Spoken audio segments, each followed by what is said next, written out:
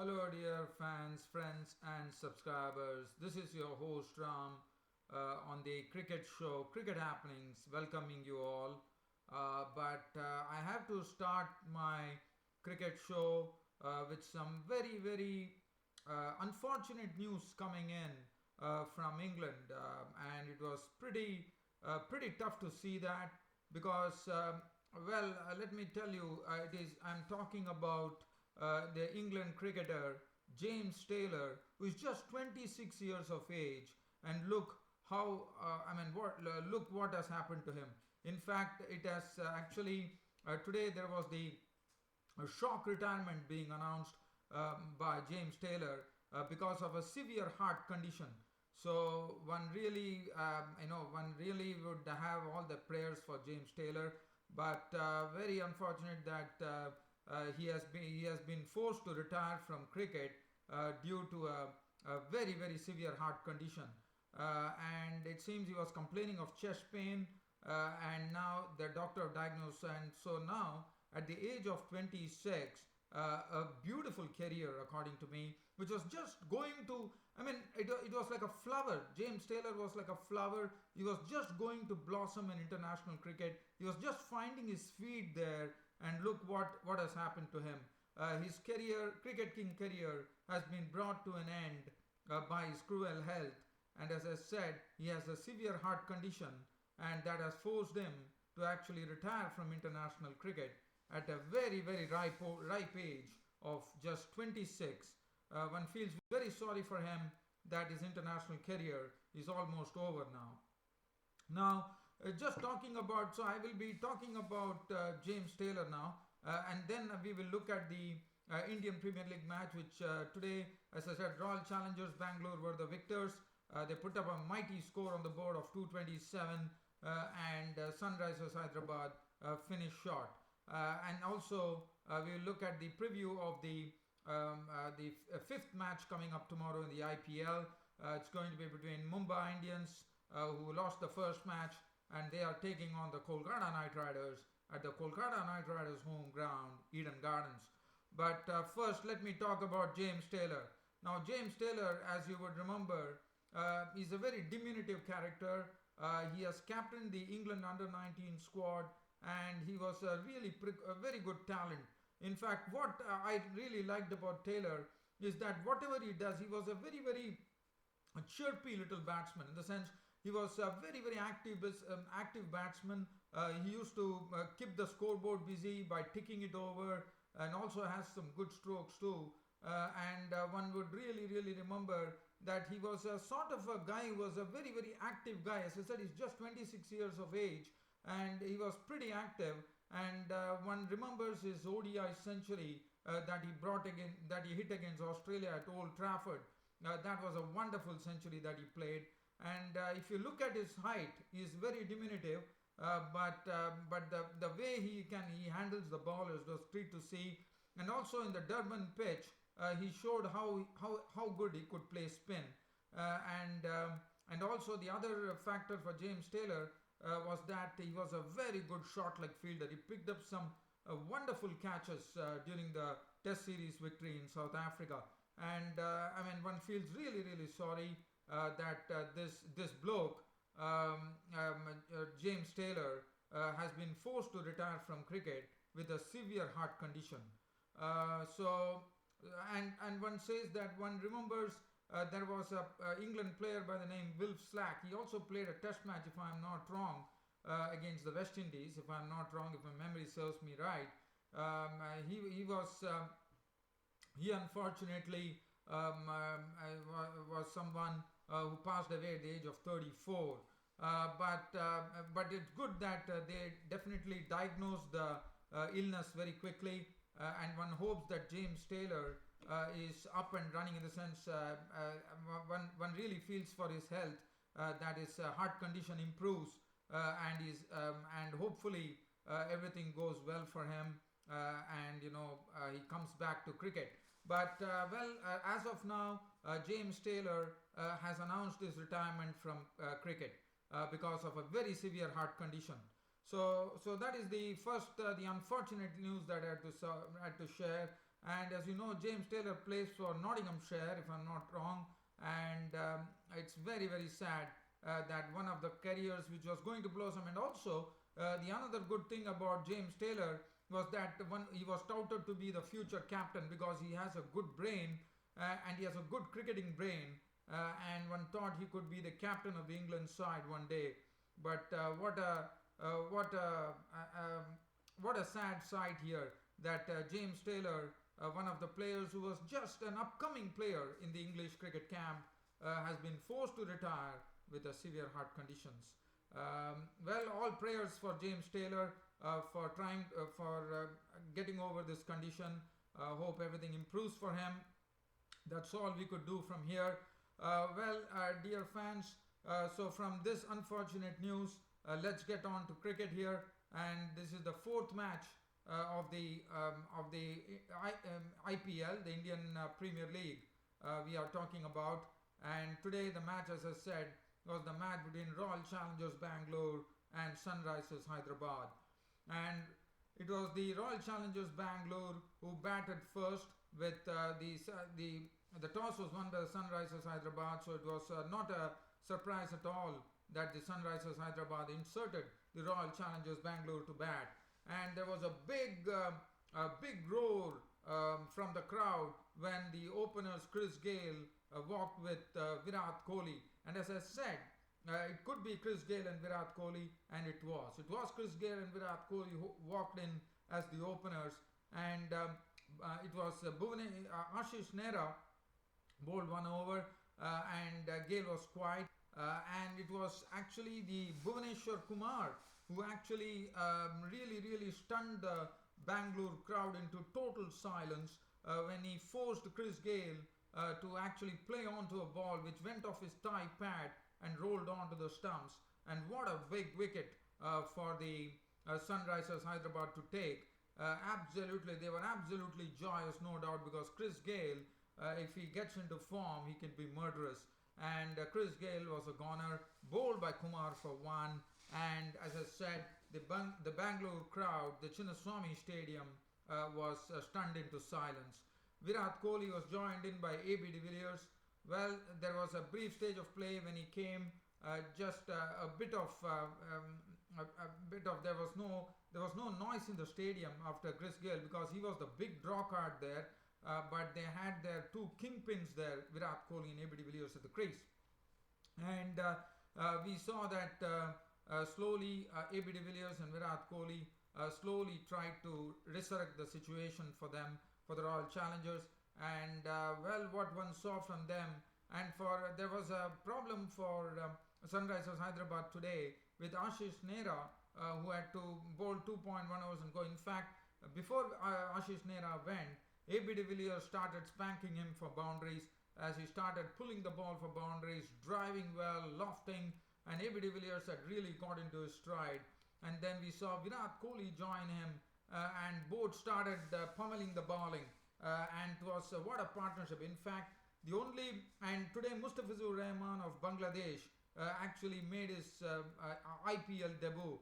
And as I said yesterday, he troubled all the players in the T20 World Cup. And today was no different, with Mustafizur Rahman, the only player who was given some real respect by Virat Kohli. And Virat Kohli and AB de Villiers very quickly realized that it was not easy to actually hit Mustafizur Rahman with the angle, and so they decided to just play around, and that was a good ploy. As once they did that, and after that, it was total fireworks at the Chinnaswamy Stadium, because they didn't allow any other bowler to settle. Mustafizur Rahman was the only one who actually commanded some respect from AB de Villiers and Virat Kohli. But after that, it was one Mustafizur Rahman was out of the attack. Virat Kohli and AB de Villiers were completely, I would say they started holding a sway over the Sunrisers Hyderabad bowling by spanking the bowlers to all parts of the ground. And suddenly this partnership was going great guns, and it had added 157 runs for the second wicket in pretty quick time. In fact, as you know, Gayle departed in the second over, and in the 16th over, the Royal Challengers Bangalore score stood at 163, with Virat Kohli's contribution being 75, and it was Bhuvneshwar Kumar who came for his second spell.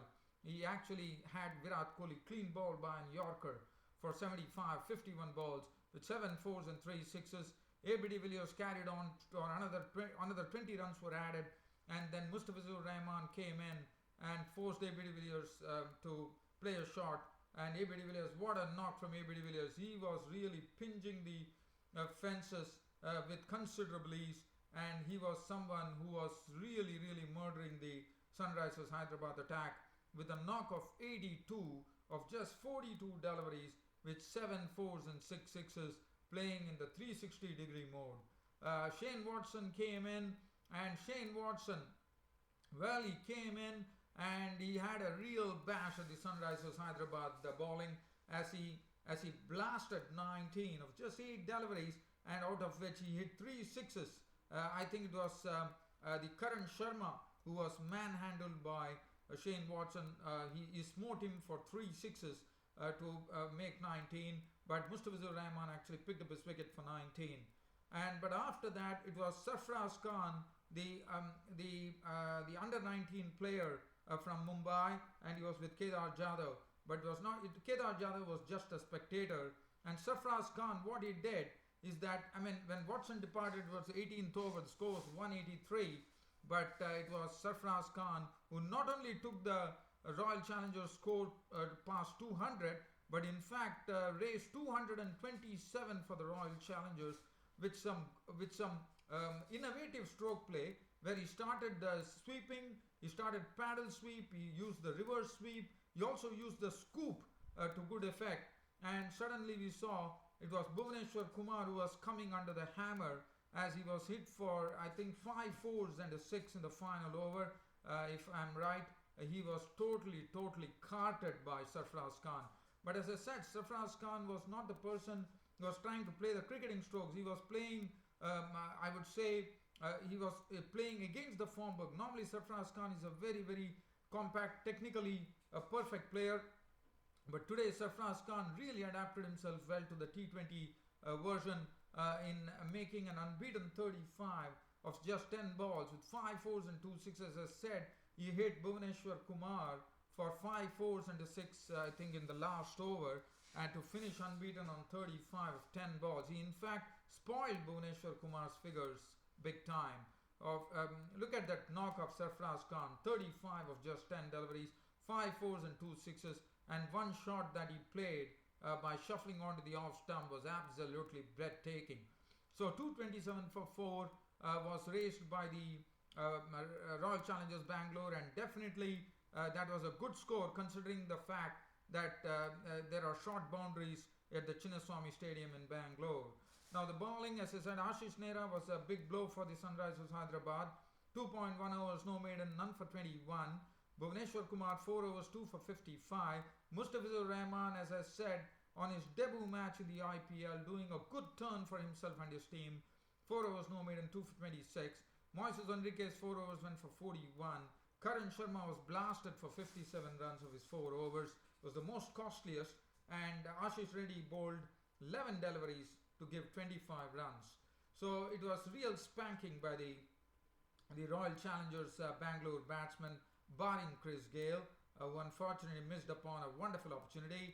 And now it was the turn for the Sunrisers Hyderabad to really chase this total. But Sunrisers Hyderabad, the captain David Warner was absolutely terrific as he started hitting the boundaries. He handled the bowlers. Adam Min in particular was going for a lot of boundaries of the bat of David Warner, and David Warner was doing what AB de Villiers was doing with his brand of stroke play. And Shikhar Dhawan, as I said, was just a spectator as 35 runs were raised for the first wicket before Parvez Rasool, the Jammu and Kashmir spinner, actually picked up the wicket of Shikhar Dhawan by clean bowling him for 8 of 9 balls with 1-4. But David Warner, when David Warner was at that stage, was there. That was the only way to play, because they were chasing 11. They had to score at a rate of 11.35 runs per over, and the only way to go was to really blast them and David Warner was doing what A.B. de Villiers was doing for his team. And what a knock from David Warner. He smacked 58 of just 25 deliveries, 4 fours and 5 sixes. Did his job as captain, I thought. But Watson picked up his wicket for 58. After that, we suddenly saw a sort of a clattering of wickets here as Adam Min dismissed Moises Henriques for 19 of 23 balls with 2 fours. Yuzvendra Chahal, the red-arm leg spinner, picked up 2 big wickets. First he picked up Naman Oja for not, both of them trying to actually have a go at Chahal. Didn't really connect it properly, and de Villiers behind the sticks did the rest. So caught de Villiers, bowled Chahal for not, and Deepak Hooda was caught by de Villiers of the bowling of Chahal for 6. So basically it was so the score. So once again, once David Warner was gone, the sort of the oomph which was there in the Sunrisers Hyderabad team was absolutely reduced. As I said, Moises Henriques, Hooda and Naman Oja were dismissed very cheaply. And when Deepak Hooda, the big hitter, was gone, the score was 101 for 5 in the 12th over. Now, it was a really very, very tall task. They required 126 runs. But the problem for them was they only had Morgan, who was a very, very accomplished player. Well, but Morgan alone couldn't do that because Ashish Reddy definitely gave good company to Morgan when Ashish Reddy smacked 32 of 18 balls with 2 fours and 3 sixes, tried his best, and Karan Sharma to the end. But again, as I said, was a very tall order. Morgan, well, he couldn't really force the pace, I reckon. He finished on an unbeaten 22 of 18 balls with 2 fours, and Karan Sharma not out on 26 of 17 balls with 3 fours and 1 6. And all that Sunrisers Hyderabad could do was muster 182 for 6, and Royal Challengers Bangalore got their first win of IPL 2016 with a 58 runs win there.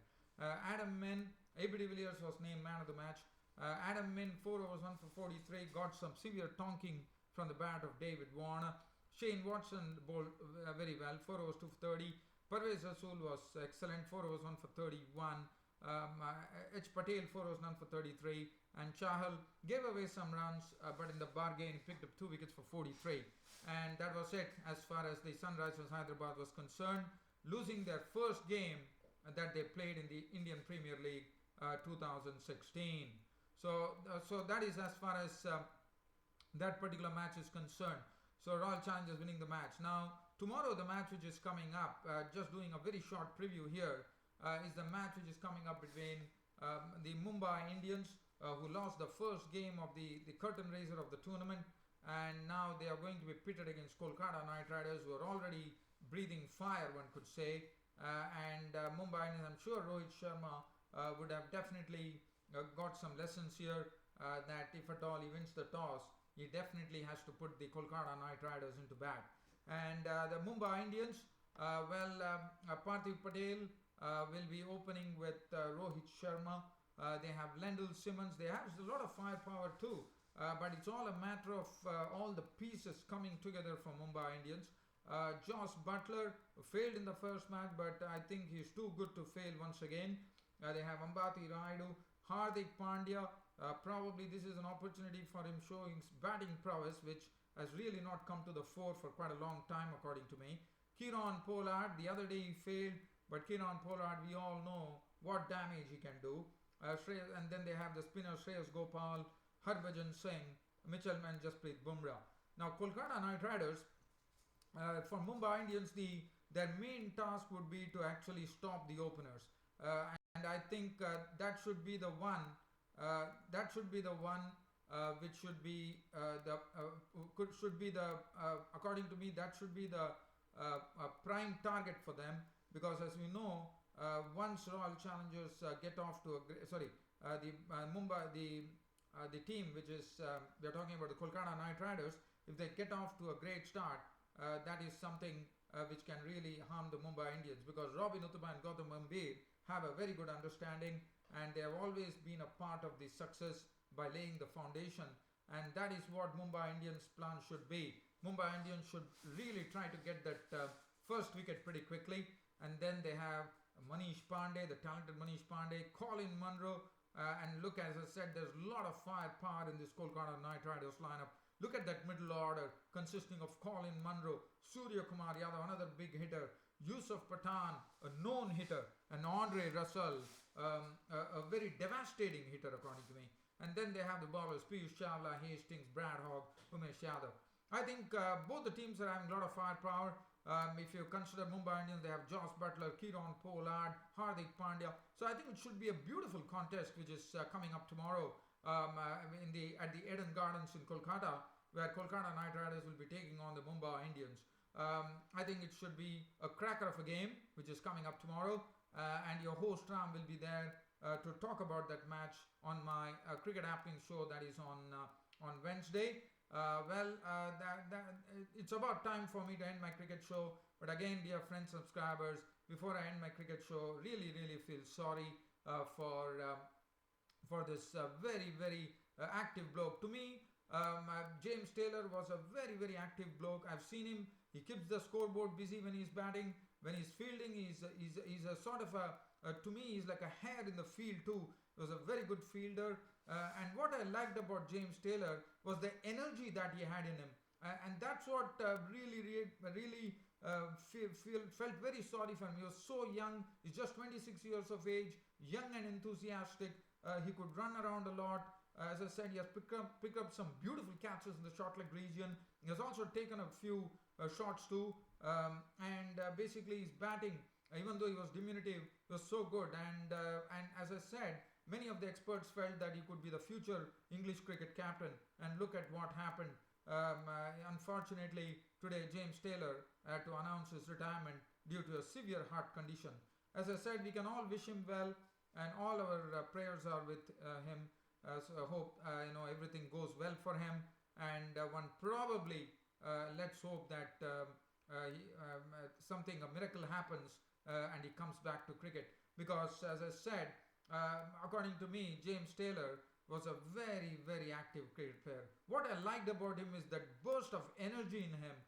Whether he's running between the wickets, whether he's fielding, whether he's batting, everything was full of energy. He was full of energy and bounce, according to me.